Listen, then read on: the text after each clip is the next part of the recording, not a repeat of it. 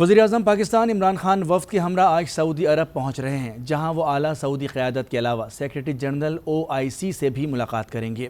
ریاض سے ذکا اللہ محسن رپورٹ کر رہے ہیں۔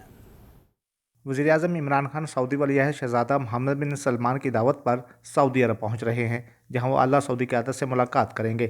مختلف معاہدوں پر دستخط کیے جائیں گے۔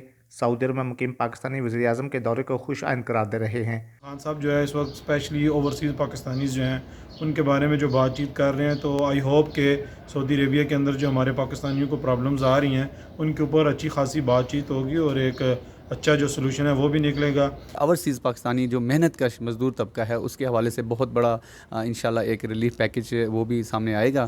اس کے علاوہ جیل خانہ جات کے حوالے سے جتنے مزدور ہیں یا جو قیدی ہیں ان کے حوالے سے جو اہم پیش رفت ہونے جا رہی ہے۔ وزیراعظم دورے کے دوران عمرے کی ادائیگی اور روزہ رسول صلی اللہ علیہ وآلہ وسلم پر حاضری بھی دیں گے۔ آرمی چیف قمر جاوید باجوہ پہلے ہی سعودی عرب میں موجود ہیں، جہاں وہ اعلیٰ سعودی قیادت سے ملاقات کر رہے ہیں۔ ذکا اللہ محسن، آج نیوز، ریاض۔